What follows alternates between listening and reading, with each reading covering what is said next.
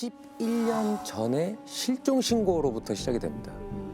시골에 연세 드신 어머니가 홀로 사시는데 집을 비우고 연락도 되지 않는 데다가 집 안이 어딘가 이상하다라는 가족들의 신고였습니다. 피해자분이 원체 좀 깔끔한 성격으로 파악이 됐습니다. 그래서 항상 집안이 정리도 잘 돼 있고, 그런데 그날은 평상시 같지 않게 좀 어수선하게 돼 있었고.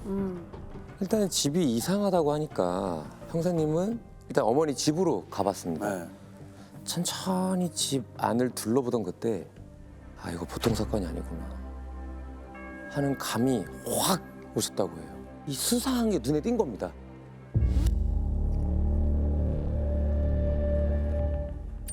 그리고 저건 뭘까요? 저는 뭐야 피예요? 빨간 부분도 있는데? 왜 빨간색 그다음에 네. 그러니까 진한 색은 약간 갈색처럼 보이기도 하잖아요. 살펴보니까 마당 여기저기에 이제 막 하얀색, 아까 보신 것처럼 하얀색 가루가 이렇게 떨어져 있는데 그게 세탁 세제입니다 지금. 아, 가루비누요? 네, 가루비누.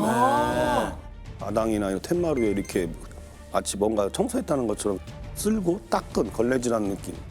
그리고 그때가 날씨가 좀 약간 추울 때였어갖고 텐마루 밑에 쪽이라든가 그 틈새 같은 거에서 혈흔 같은 것이 이렇게 올려 있는 것처럼 보이고, 아 이건 단순히 실종이 아니다. 사건 수사가 시작된 것 같은 거죠. 보통이 아니구나. 예. 야, 그러면 그래서 이제 우리 형사님은 바로 과학수사팀, 과수팀을 불러서 집안 감식을 해봤다고 합니다.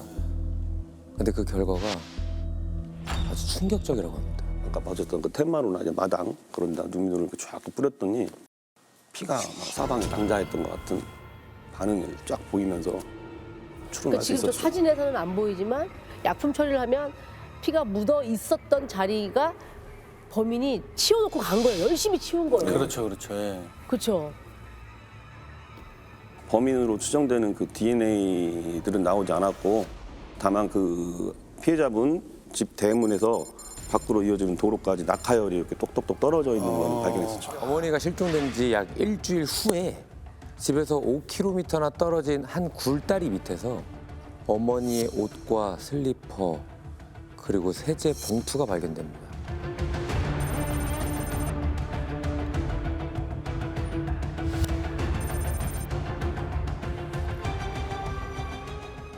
그런데 여기서 뜻밖의 단서가 또 나오게 됩니다.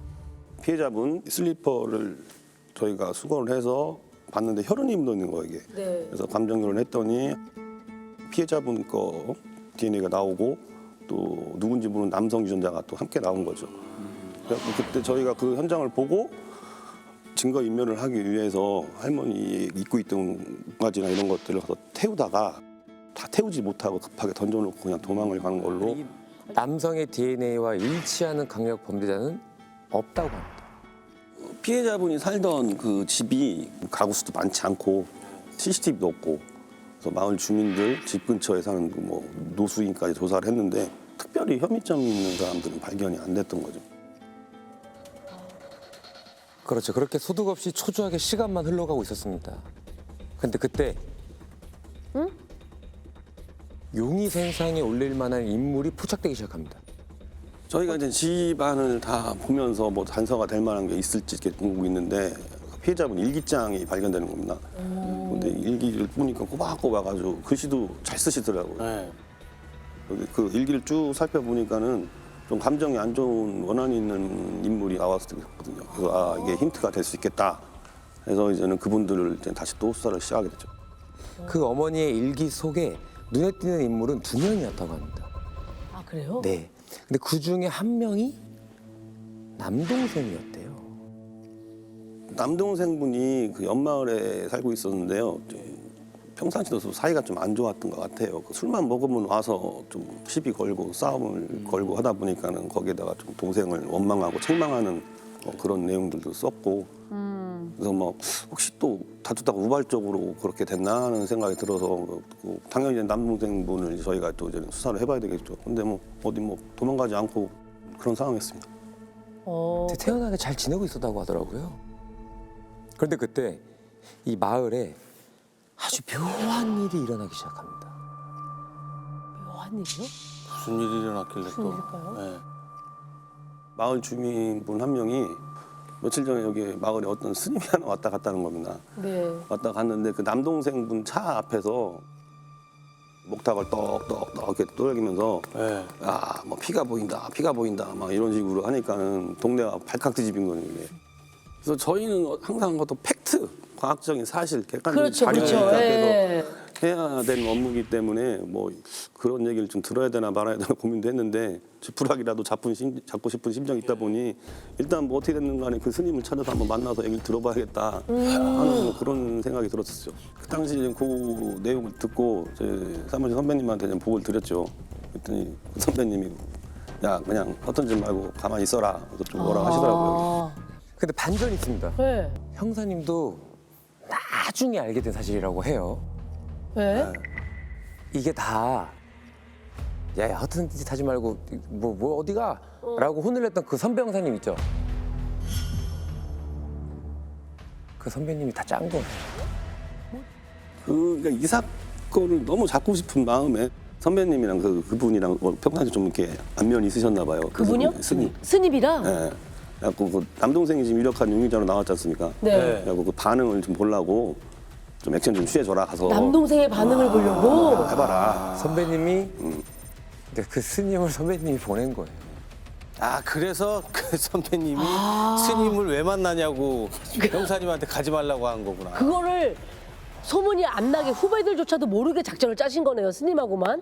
근데 그게 그냥 함부로 한 게 아니고 네. 그 지역이나 문화 특성에 따라서 이게 적절하게 이제 그렇겠죠. 전략을 세운 거예요. 그렇다면은 선배 형사님의 작전대로라면 스님이 다녀간 이후에 남동생이 뭔가 반응을 보였을 것 같거든요.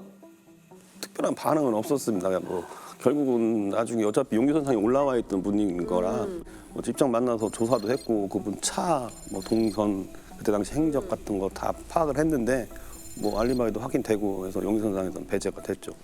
아까 그 일기 속 수상한 인물 2명이라고 했잖아요. 네, 맞습니다. 그럼 동생 말고 또 한 분이 있잖아요. 네네네. 그 나머지 한 사람은 치과 의사였다고 합니다. 치과 의사요?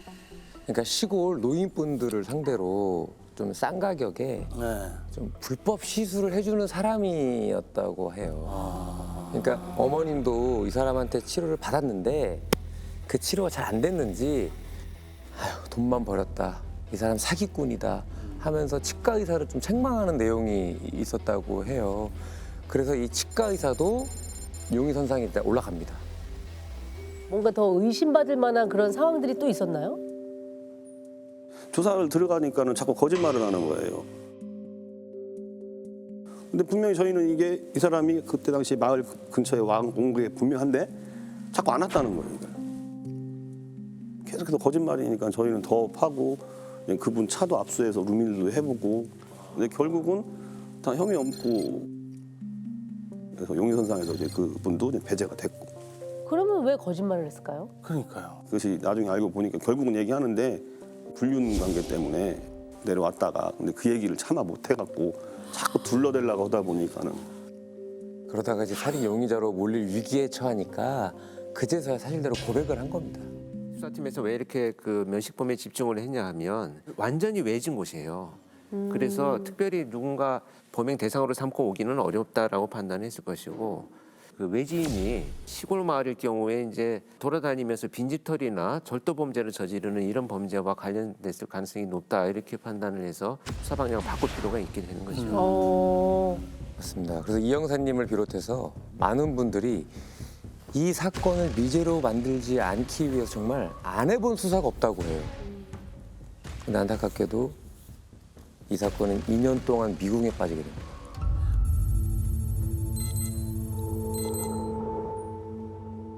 그러던 어느 날 사건이 하나 터졌습니다.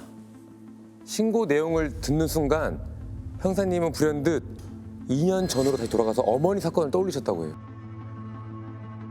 2년 전 사건이 그 벌어졌던 그 마을이랑 별로 그렇게 많이 떨어지지 않았었어요. 떨어지지 않았었고 그다음에 거기도 이제 시골 마을이었고 그리고 고령의 그 여성 할머니죠. 혼자 사시는 분이었고 그래서 혼자 사는 고령 여성을 노린 강도다. 이 두 번째 사건도 피해자가 실종이 된 아닙니다. 요거는 다행히 그 무사했었습니다. 아, 다행이다, 그럼 다행이다. 그 당시 그 할머님이 그 순간적으로 좀 기지를 발휘하셔서 강도를 이제 타이른 거예요. 이제 젊은 사람이 왜 이렇게 사냐, 얼마나 힘들면 그랬겠냐 하면서 오히려 돈을 좀 이렇게 줘줬다는 게 그거만 갖고 그냥 바로 나간 거죠. 이때 피해자분은 그냥 없던 일로 하고 넘어가려고 신고조차 안 하셨대요. 어머머머머머머. 근데 이웃집에서 우연히 그 얘기를 듣고 이거 그냥 넘겨선 안 되겠다 싶어서 대신 신고를 하신 거였습니다. 네. 바로 강도를 검거할 수 있었다고 해요. 그때 그 범인이 범행 후에 이제 약간 큰 길로 도주를 했습니다. 네. 그나마 그 큰 길 쪽에는 CCTV가 많이 돼 있으니까는 바로 하루 만에 검거했습니다. 그래도 확인해 볼 필요는 있지 않습니까? 네. 그렇죠, 그렇죠. 그래서 형사님은 검거된 강도의 이것부터 확보를 합니다. 이것 DNA.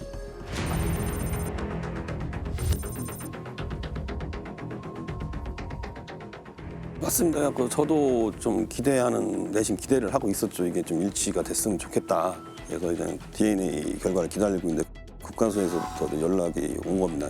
뭐라고요? 일치한다. 하고 딱 그게 나왔어요. 어머. 할머니가 살고 계시던 사건 현장에서 나온 게 아니고 네. 거기서부터 떨어진 장소에서 버려진 슬리퍼에서 나온 거잖아요. 네. 이걸 직접 증거로 사실 보기는 굉장히 어려운 상황이죠. 이게 빠져나갈 구멍이 많다는 거죠, 쉽게 말하면.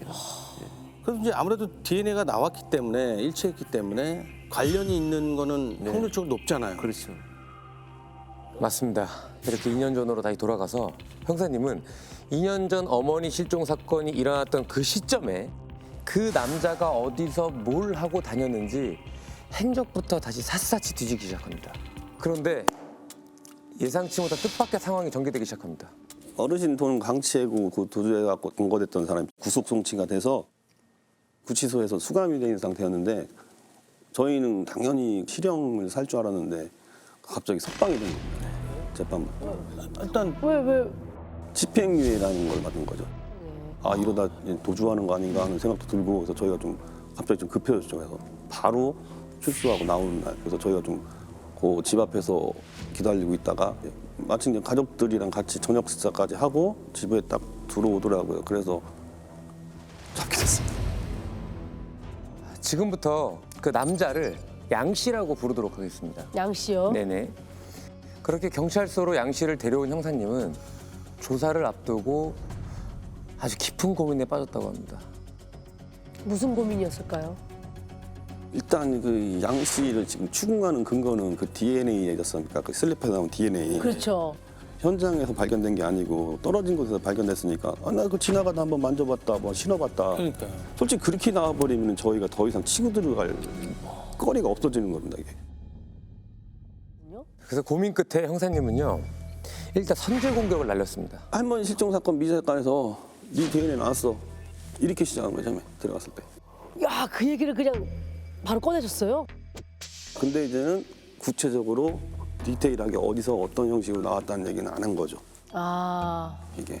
그래서 그 양 씨가 어떤 반응을 보이는지 보려 기습적으로 저 DNA 얘기를 던진 건데 양 씨 같은 경우는 뭐 그냥 놀라지도 않고 그냥 덤덤하더라고요. 덤덤하고 그냥 눈만 껌뻑껌뻑거리고 그냥 갸우뚱갸우뚱거리면서 먼저 얘기를 안 꺼내는 거예요. 이제는 자기도 이제는 어디서 뭐가 어떻게 나오는지 모르니까는 먼저 얘기를 못 내는 거예요. 더 이상 추궁하지 않았대요. 태어난 척 다른 쪽으로 주제를 돌려서 이제 조사를 진행하기 시작합니다. 심리적으로 압박을 주려고 생각할 수 있는 시간을 준 겁니다. 이게. 그리고 잠깐 일부러. 고민을 하라고. 만약에 양 씨가 진짜 범인이라고 하면은 겉으로는 이렇게 덤덤한 척해도 속으로는 초조하고 멘탈이 많이 흔들렸겠죠. 내 DNA가 나왔다고. 그런데 이때 형사님은 미끼를 하나 또 쓱 던집니다. 한마디로 범인이 빠져나갈 구멍을 만들어주는 겁니다. 그래 좋다. 뭐 네가 계속 범인이 아니라고 하니까 근데 내가 네 입장에서 범인이 아닐 수 있는 방법이 뭐가 있을까 하고 한번 생각을 해봤거든. 근데 굳이 끼워 맞춰 보자면 넌 내가 봤을 때 둘 중에 하나야.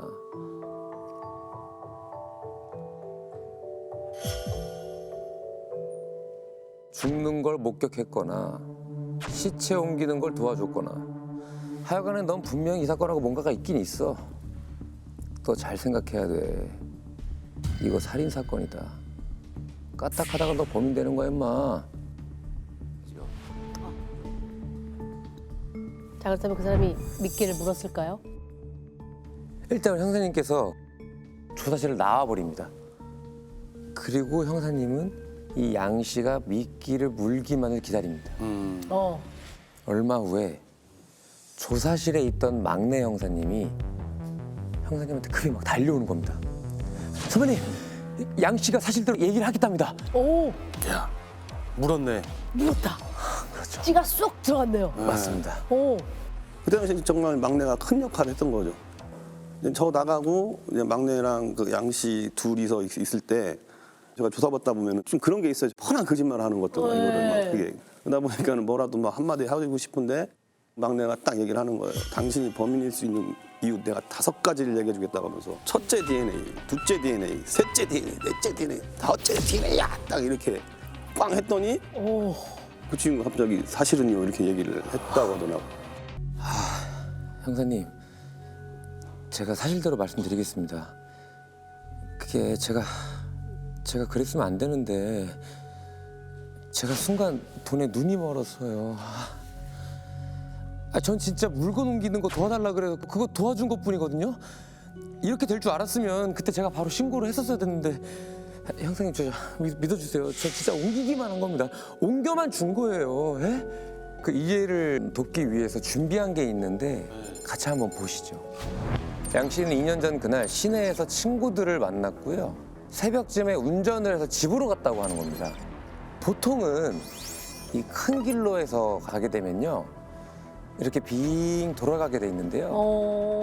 그 옆에 작은 샛길이 하나 있습니다. 근데 그날은 좀 늦기도 하고 빨리 집에 가고 싶어서 이렇게 지름길로 갔다고 해요. 그러다가 일이 발생했다고 주장을 하는 겁니다. 네. 저 지름길이 차 한 대가 겨우 통과할 정도로 되게 좁고 잘 닦여지지도 않는 길이라 뭐 급한 일이 아니면 저기를 지나가는 차량은 거의 없다고 보죠 저희들은. 아, 그 지름길에 2년 전 피해자분의 집이 있었던 겁니다. 아, 피해자 집이 다 그 도로를 인접해 있는 거네요? 네네. 그리고 그날 양 씨의 주장을 한번 들어보시죠. 자, 여기가 피해자 할머님의 집이고요. 네. 보시는 것처럼 대문 앞으로 길이 나 있는데요. 네. 아까 말씀드린 그 지름길입니다. 네. 그리고 집 옆에 빈집으로 들어간 아주 좁은 공간이 하나 있었고요. 네. 그러니까 2년 전 그날 양 씨는 여기서 이 방향으로 갔던 거죠. 그런데 양 씨 말로는 웬 SUV 차량이 이렇게 길을 딱 막고 서 있더라는 거예요. 아, 저는 중요한 게 피해자 집 앞에 웬 SUV 차량이 서 있었다는 게 저는 이상한데요. 하필이면 그 네. 집 앞에. 그렇죠? 그렇죠. 이게 빈집으로 들어가는 이 샛길로 차를 좀 빼달라고 하라고. 어. 그래서 내렸는데 차 안을 봤더니 이제는 아무도 없고 이 차 안에는 이게 여기서 이제 내려서 보니까 차 안에는 아무도 없고 이 집에 혹시 온 사람인가 해서 그 대문을 조심스럽게 열었는데 그때 마침 마당에 그 남자가 딱 있었다는 겁니다. 그 남자가 자기를 보더니 뭐 화들짝 놀랬다. 그러더니 잠시 좀 생각하는 것 같더니 좀 뭔가 좀 부탁을 했다. 근데 그 부탁이 내가 물건 하나를 처리해야 하는데 옮기는 걸 좀 도와줄 수 있냐. 섭섭치 않게 사례는 하겠다. 바로 그 양 씨 손에다가 현금 뭉치를 이렇게 탁 쥐었다는 거예요. 받은 양 씨는 이제는 옮길 물건을 들어가서 보니까는 커다란 게 비닐이 쌓여 있었다는 겁니다. 그래서 손으로 딱 같이 드는 순간 느낌이 이게 물건이 아니라 사람이구나. 자기도 이미 돈을 받았고 뭐 이제 와서 못 한다고 하면은 자기한테 해코지 할 것 같아갖고 좀 무서운 마음이 들었다. 그래서 그 사람이 사람이라고 얘기한 것도 아니니까 네. 그냥 물건만 옮기는 걸 도와줬을 뿐이다. 이게 그 양 씨의 주장이었죠 그때. 형사님은 일단은 우리 양 씨의 이야기를 다 믿는 척 쭉 들어주셨다고 해요. 일단 먼저 찾아야 할 게 있지 않습니까? 그래서 어디로 옮겼냐 그랬더니 자신의 차 뒷좌석에 싣고 근처에 있는 간이 낚시터 화장실에 가서 그 안에다가 버렸습니다. 그래갖고 너 그럼 그 간이 화장실 찾을 수 있겠냐 했더니 아, 기억이 날 것 같습니다. 그래서 그럼 데리고 그냥 바로 시신을 찾으러 간 거죠. 양 씨의 말대로 정화조를 찾을 수 있었고요. 그 안에 2년간 묻혀있던 할머니의 시신도 찾았다고 어머. 합니다. 정화조가 밀폐돼 있어서 그런지 뭐 사체는 크게 부패가 되지 않았더라고. 2년 지난 거 치고. 어머. 온전한 상태였대요. 양 씨의 반응은 어땠어요? 그러니까 사건 현장을 보면 마음이 좀 바뀌기도 하던데. 특별히 반응이 막 바뀌거나 이런 거는 없었고 제가 일단은 잘했다. 너 이제 마음의 짐을 덜을 수 있겠구나 하는 식으로 좀 다독거렸습니다. 그래서 어떻게든 간에 너한테 물건 옮겨달라고 한 그 SUV 내가 찾아볼 테니까 걱정하지 마라. 잘했다. 이런 식으로 오히려 좀 다독거렸죠. 그렇게.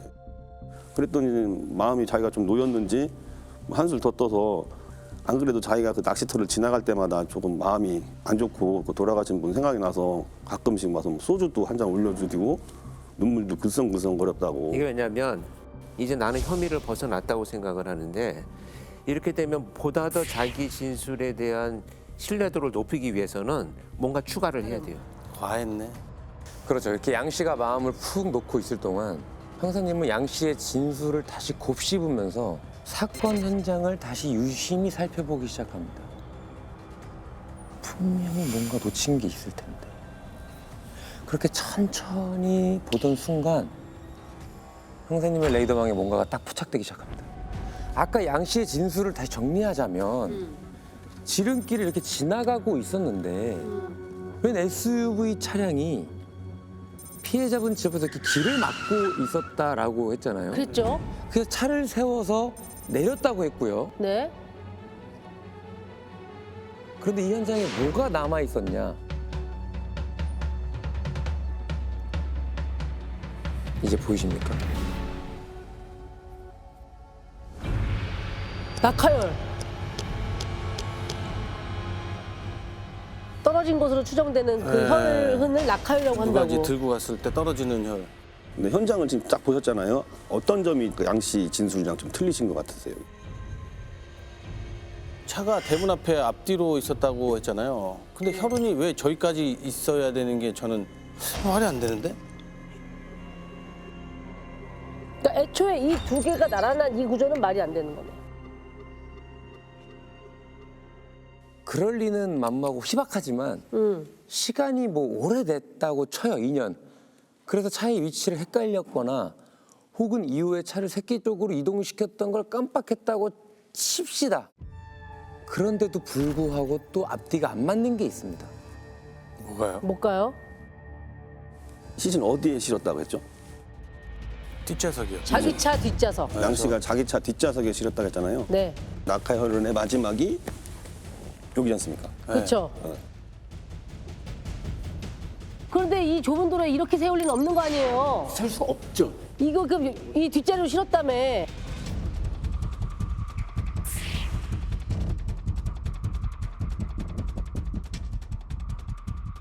트렁크에 실은 거네. 그러니까